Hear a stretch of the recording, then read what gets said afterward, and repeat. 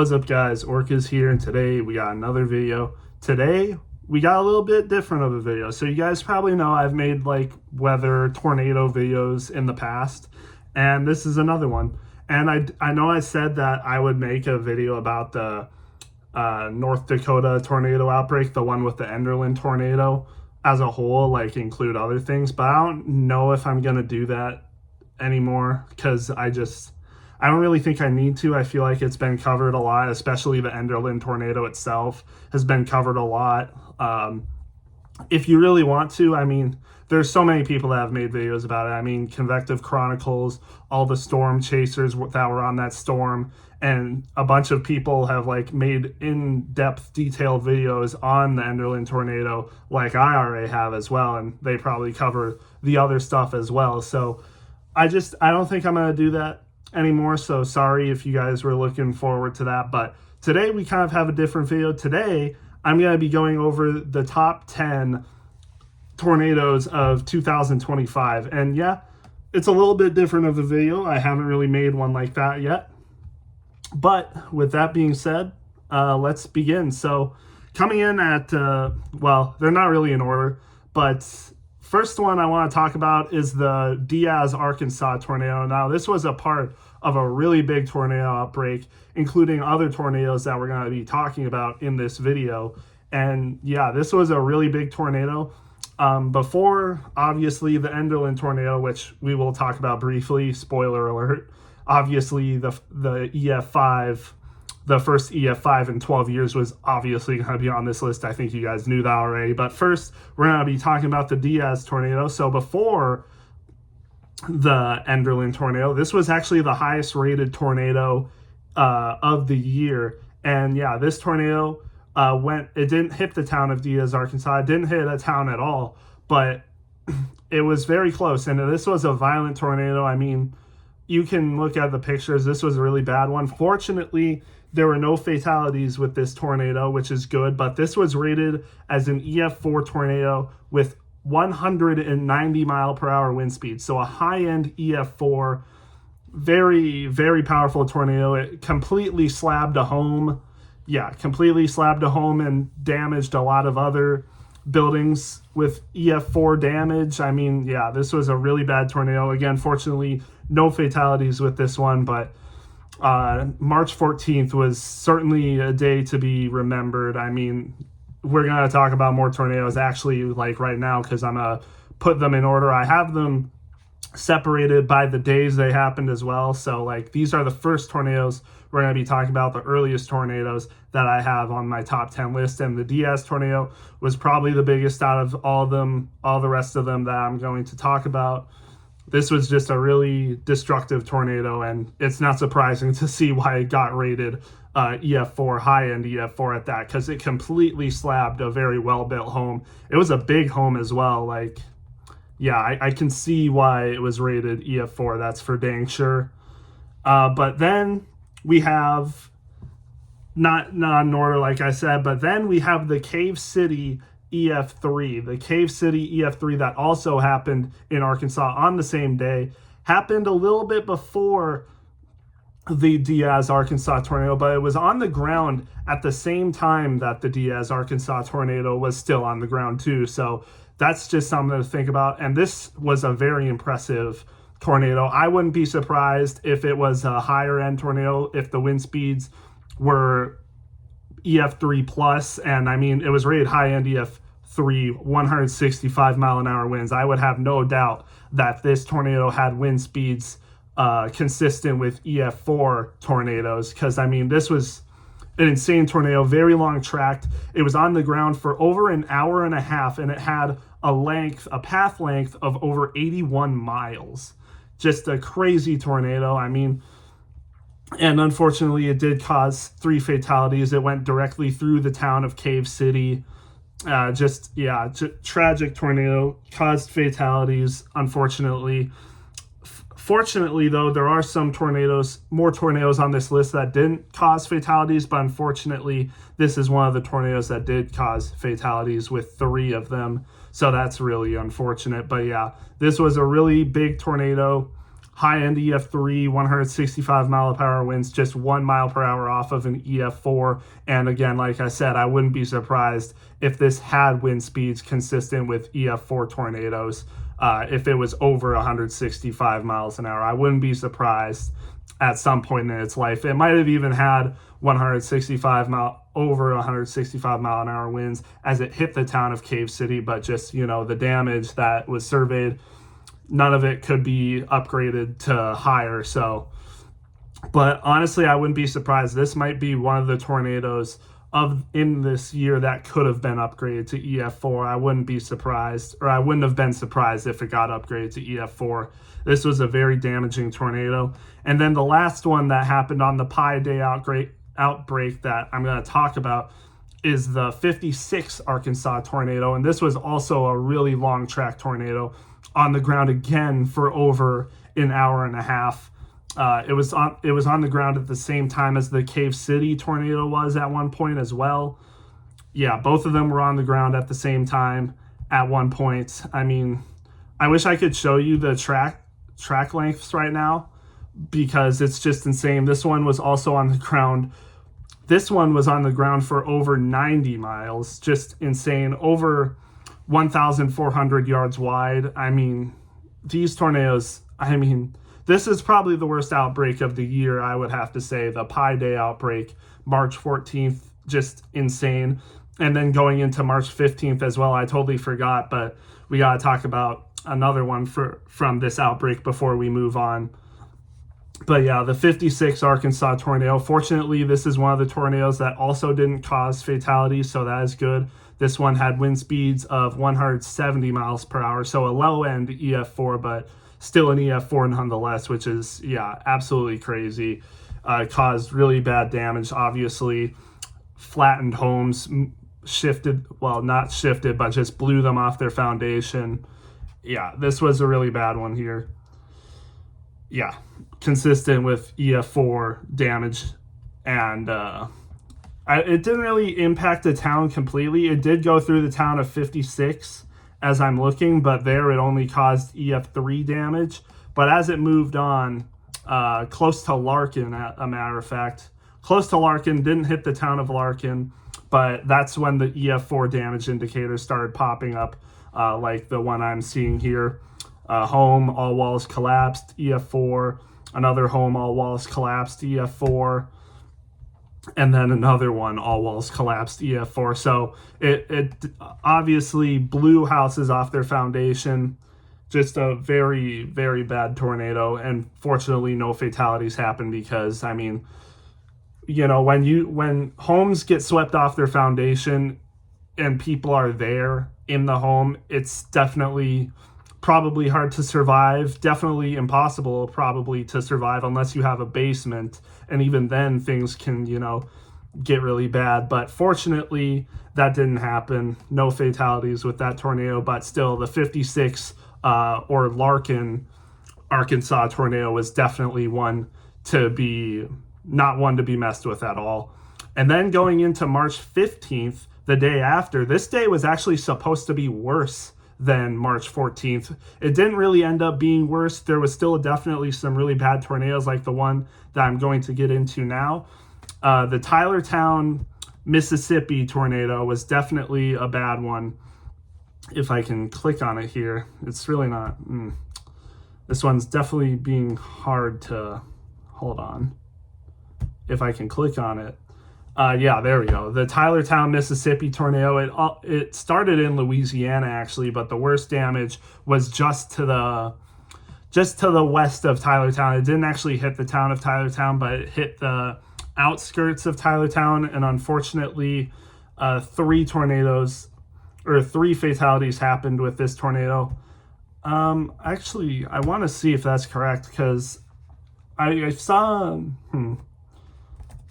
Let's see, the March 14th, 15th tornado outbreak. I could have sworn I saw 5 fatalities with this tornado, but maybe I'm wrong. Let's see.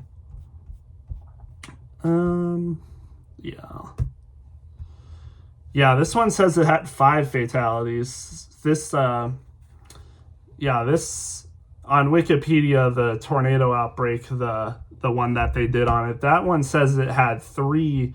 This one says it has 3 fatalities, the damage assessment toolkit, but the Wikipedia article says this one had 3 fatalities. Yeah, I'm actually not sure.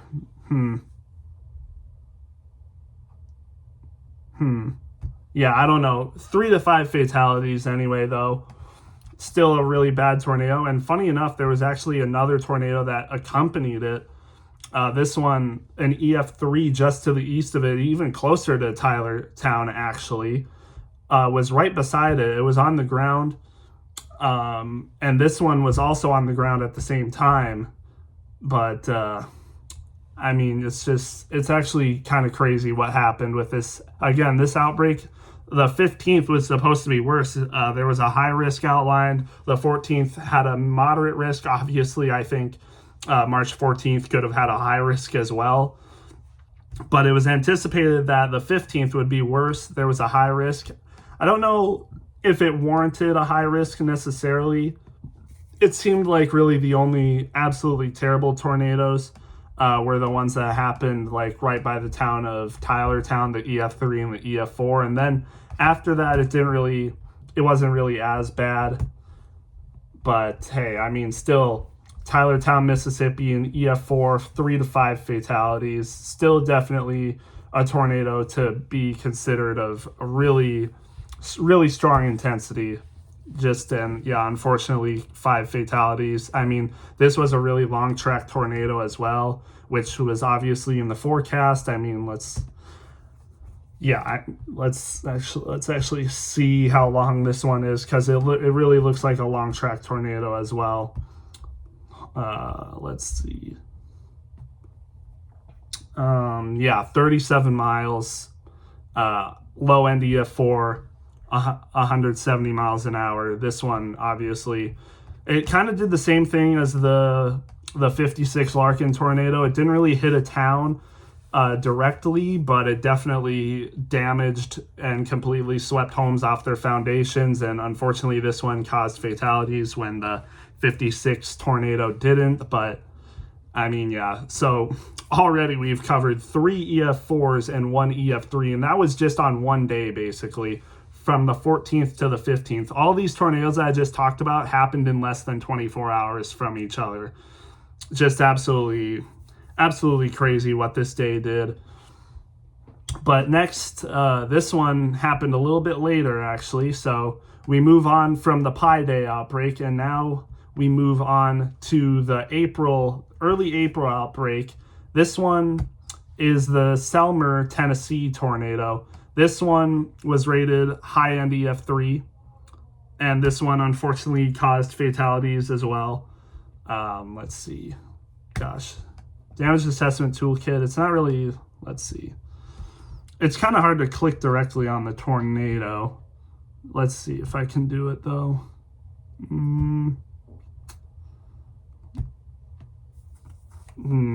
It's not really letting me click on the tornado itself, but the Selmer tornado was also a really damaging, destructive tornado. I'm pretty sure this was rated high end. There we go. I was able to click on it now. This one had 5 fatalities. So whether the Tylertown had 3 fatalities or 5 fatalities, I'm not entirely sure. But the Selmer, Tennessee tornado, based off of the damage assessment toolkit, had 5 fatalities. Unfortunately, this was a high-end EF3 as well. Wind speeds rated 160 miles an hour. This was, again, part of the early April outbreak. This one happened on the 3rd of April, so less than a month after the Pi Day outbreak. This one was really bad, of course. I think it went directly through the town of Selmer. Yeah, went directly through the town of Selmer here, and that's where I would say all the fatalities happened in the town of Selmer, unfortunately. This was just, again, a really bad tornado. I wouldn't have been surprised if this was rated EF4 because the damage pictures from this tornado, it was really bad. It was just really, really bad. I mean, I thought this was going to get rated EF4. I remember when it happened, I thought it was going to get rated EF4, but they stuck with 160 miles per hour, so high-end EF3. This one was on the ground for almost 30 miles. I mean, these tornadoes, you can see a pattern here. They're all really long, tracked over 20 miles, which, you know, most tornadoes do not get that far at all. Not even some of the other tornadoes on this list got that far at all. But yeah, this one was just really bad. Again, unfortunately, this one caused 5 fatalities, like I said. Just, yeah, really bad tornado. And then we get to, oh, that's not good. Dang it, I had these ones on here. Hold on.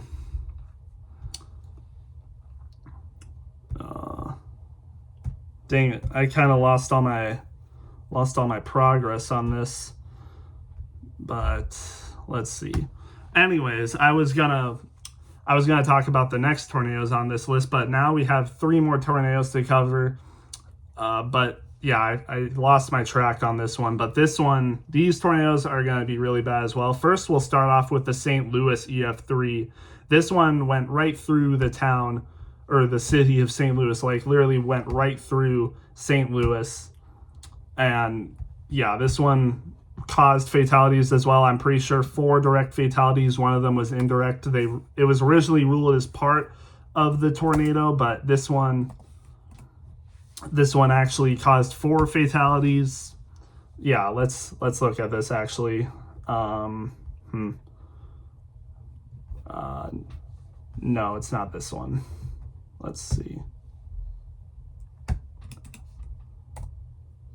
May 15th. Oh, no, not this one. May 15th. Yeah, there we go.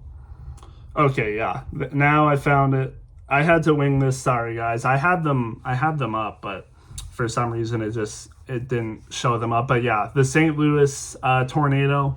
This one was rated EF3, 152 miles per hour, so not really a high-end EF3 by any means. But the fact that it went right through St. Louis, like you can literally, there's a picture that's overlooking downtown. You can literally see the tornado right behind downtown. It was over a mile wide. Absolutely crazy stuff. This happened on May 16th. Again, caused four fatalities. It was on the ground for almost 30 minutes. This was a really big one. Again, the fact that it went right through St. Louis, a very populated city. St. Louis gets a lot of tornadoes, that's for sure, though. I mean, St. Louis, they've had a lot. If you look back at the history of St. Louis and tornadoes, there has been a lot of them, and a lot of them like really violent too. Like they've had multiple EF4s in the area, and yeah, this one, it was really bad. But anyways, moving on to the next one, we have the Marion, Illinois tornado. This one happened on the same day. The May 16th tornado outbreak was also a really big tornado outbreak. I would probably say the second worst tornado outbreak of the year, just based off of like what happened, how violent the tornadoes were. Because obviously you started off with the St. Louis tornado, then you get to the Marion, Illinois tornado, which also had wind speeds of 190 miles per hour, which matched the London, not the London one, the Diaz, Arkansas tornado, 190 miles per hour. So 2-way tie for the most violent tornado of the year at that time. It completely swept a 2-story home off of its foundation. I mean, it basically did the same thing as a lot of other EF4s did, but this one was a 2-story house, which all the other ones that got swept off their foundations were not 2-story houses. Not even the Diaz one was a 2-story house, but that one was very well anchored, well bolted to the ground, and was just a really well-built house. You can tell if you look at the pictures of the house before, it was a really well-built house. And then when you get to the Marion, Illinois tornado, when you look at this house before it was swept off its foundation, I mean, very clearly a 2-story house. But there is controversy behind this one, because a lot of people think this should have just been rated a low-end EF4. It wasn't as well built, well anchored as the Diaz house was. But nonetheless, it was still rated as an EF4. I mean, the damage around it as well, on the tree damage, this was a really bad tornado as well. Nothing to be taken from it. This was a really bad tornado as well. and again, rated 190 miles per hour. Fortunately, no fatalities with it, though. That's a good thing. A lot of the other ones we just talked about, like the St. Louis one, the Selmer one, Tylertown, all had multiple fatalities, but this one didn't, so that's good. Only 7 injuries. I don't think the people in this house were there at the time it happened. I mean, this tornado happened around 6:15, so, and probably hit the house obviously between 6:15 and 6:30. I'm not sure where they would have been, the people in this house, but fortunately they were unharmed, I think, so that's a good thing. But yeah, I mean, just a really bad tornado though. And then a lot later in the day, 4 hours after this tornado, the Marion tornado, the London, Somerset, Kentucky tornado happened, and this one was a bad one. It definitely was. This one unfortunately caused 19 fatalities. One of them was indirect. Let me see. Let's see. Oh yeah, so one of the indirect deaths, like they didn't die directly from the tornado, but another person died because of carbon monoxide poisoning in their house, I assume, because of what the tornado did around it. But unfortunately, 18 people were directly killed by this tornado. 17 of them were in the town of London. So yeah, obviously this town directly impacted London, Kentucky. This one was rated as an EF4 as well, 170 miles per hour. The damage to these homes was definitely really bad, but also in the town of London, not very insanely well-built houses, as you might imagine. A lot of tornadoes in the southeast, or a lot of houses in the southeast, a lot of them, especially in areas like this, aren't very well built. So, I mean, if some of them were very well built, we might have seen a stronger rated tornado, but still, an EF4, no matter what wind speeds it has, is still a very violent tornado, and most likely has higher wind speeds than what it's rated as. But yeah, this one was really bad. Again, like I said, 18 fatalities. It was on the ground for basically an hour and a half. Very long track tornado as well. It doesn't have the tornado track on the page, I don't think. I can't see it anyway. But yeah, this one was really bad. Oh wait, it does. This one was on the ground for 60 miles. Just crazy, and it was over a mile wide as well. I would say the worst tornado of the year, of course, because of all the fatalities it caused. By far the most violent, fatal tornado of the year. I think the second most fatalities from a tornado was 5 with the Selmer tornado, and then I think the Tylertown. I'm not sure what the dispute is between Wikipedia and the actual damage assessment toolkit, but Wikipedia says 5 and NOAA says 3, but still, again, that's just too many. 5 fatalities, 18 fatalities, both are just too many, and unfortunately this one was the most fatal, and then of course the one indirect fatality as well. So just really unfortunate, this tornado. Probably the worst tornado of the year, of course, because of all the fatalities and just all the damage it caused, because it literally went right through the whole town. It damaged a lot of homes around other towns as well, like Somerset, and then of course directly impacted the town of London where all those fatalities happened. Just unfortunate stuff there, really unfortunate.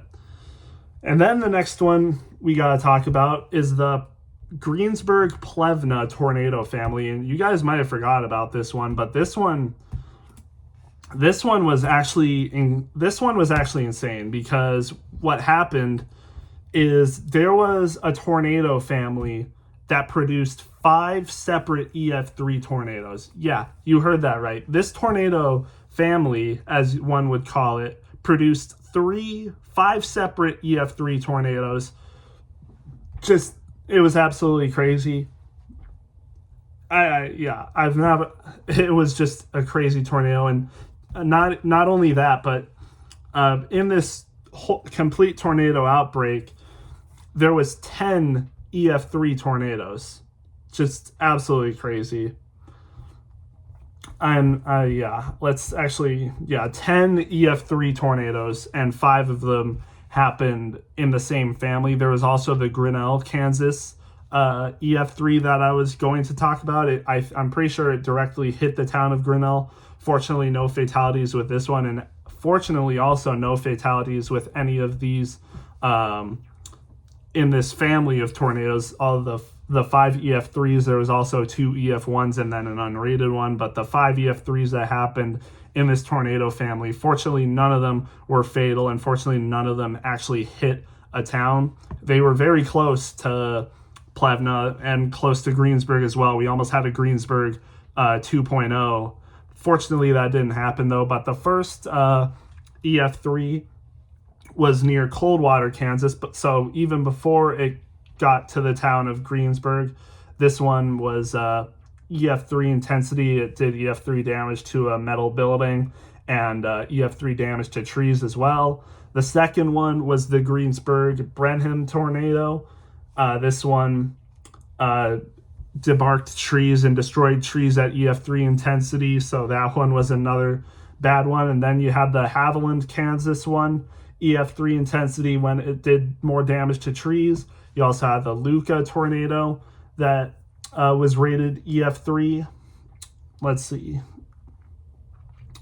Yeah, EF3 intensity when it destroyed a metal building and debarked trees. And then the last one of this one was the Preston Plevna EF3 when it did damage to buildings, did damage to trees, and just, this one was really bad. A tornado emergency was issued for this one. It was over a mile wide. I remember watching it. This was a scary outbreak. I really thought I think these tornadoes possibly had intensity over EF3 range. Like, we're talking EF4, maybe even some of them EF5 intensity, but they just didn't have the damage to rate them higher, fortunately.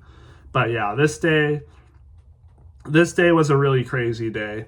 The Plevna, Kansas tornado family, honestly kind of forgotten throughout the year. A lot of people talk about the EF4s, the Marion tornado, the London tornado, obviously now the Enderlin EF5, which we'll get to now as a matter of fact. So then the last one of this video, I've talked about all the other ones. The last one is, of course, the Enderlin EF5, the first EF5 in 12 years.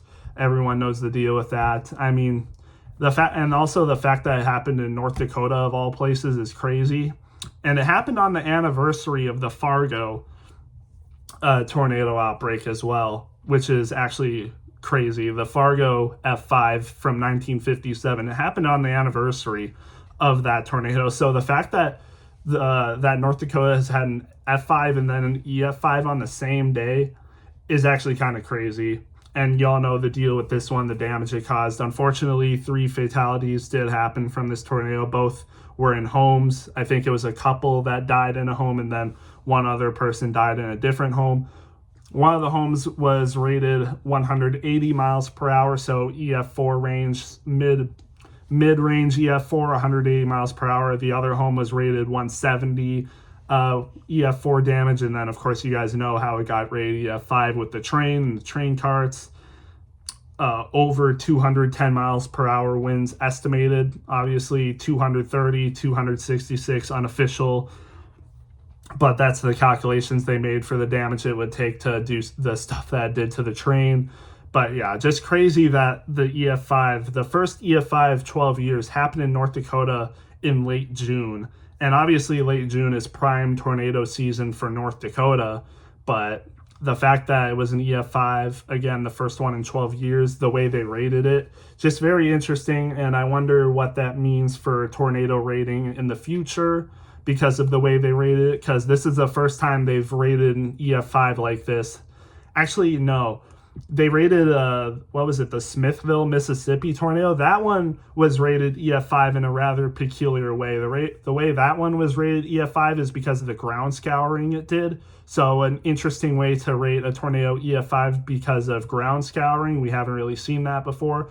But this one, the rest of them were rated EF5 because of the damage they did to structures. The El Reno 2011 one, what it did to the oil rig, I'm pretty sure 2 million ton or something oil rig, what it did to that. So I guess a little bit unique with that one as well. But we've never seen a tornado get rated EF5 because of the damage it did to a train. So, we'll see what happens in the future, but that one was also really bad. EF5 Enderlin, North Dakota tornado. 3 fatalities, unfortunately, in the first EF5 in 12 years, like I said. So there you guys have it. That's my personal top 10 tornadoes of 2025. You have Marion EF4, London EF4, 56 Arkansas EF4, Diaz Arkansas EF4, Enderlin, North Dakota EF5, Tylertown, Mississippi EF4, the St. Louis EF3, the Selmer EF3, Cave City EF3, and then the Greensburg Plevna tornado family that were rated EF3s. So it was a crazy year for tornado. It started really, really hot, and it kind of, after like June, when the Enderlin EF5 happened, basically after June, it really kind of died down. Like there's hardly been any tornadoes in the United States after basically that. And as I'm making this video on December 18th, there hasn't been a tornado at all in the month of December. There hasn't been one tornado in the month of December, and there was barely any in November as well. So it started really hot, and then it really died down. So, but still, it's been a really insane year for tornadoes. Like I said, I think was at five EF5s, 1 EF5, multiple EF3s, a lot of them high end as well. So yeah, let me know what you guys thought. Which tornadoes do you think were the most interesting? There's a lot I didn't include on this list. Like I said, the Grinnell, Kansas tornado. Also the Bennington, Nebraska EF3. There's a lot others that I could have included on this list, but I didn't. Oh, also the Gary, South Dakota tornado. That one was insane as well. I remember that one. But yeah, it was just an insane year for tornadoes. So let me know what you guys thought. What tornadoes do you think were the best, or, the most impactful of the year? And yeah, I'll see you guys in the next one.